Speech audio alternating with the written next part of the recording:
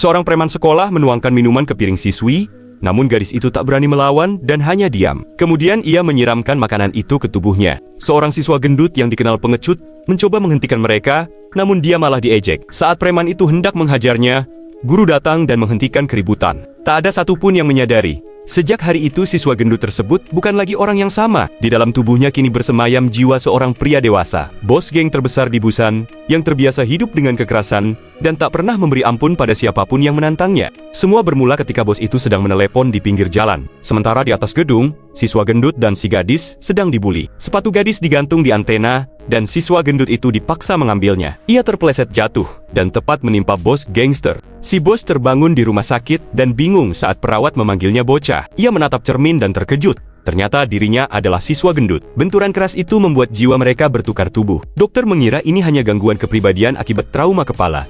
Tapi bos itu tahu kebenarannya. Ia mencoba bertukar tubuh kembali, namun gagal. Saat keluar dari rumah sakit, si bos pulang ke rumahnya sendiri. Namun sebagai siswa gendut, istrinya mengira ia penyusup dan mengusirnya. Satpam datang dan membawanya ke kantor polisi, namun ia tidak ditahan karena ia masih dianggap di bawah umur. Lalu, ayahnya menjemputnya dan membawanya pulang. Karena tak punya pilihan, si bos menjalani hidup sebagai siswa SMA di sekolah. Preman itu kembali memprovokasinya, tapi si bos menahan diri. Hingga suatu siang di kantin, ia kembali melihat gadis itu dipermalukan.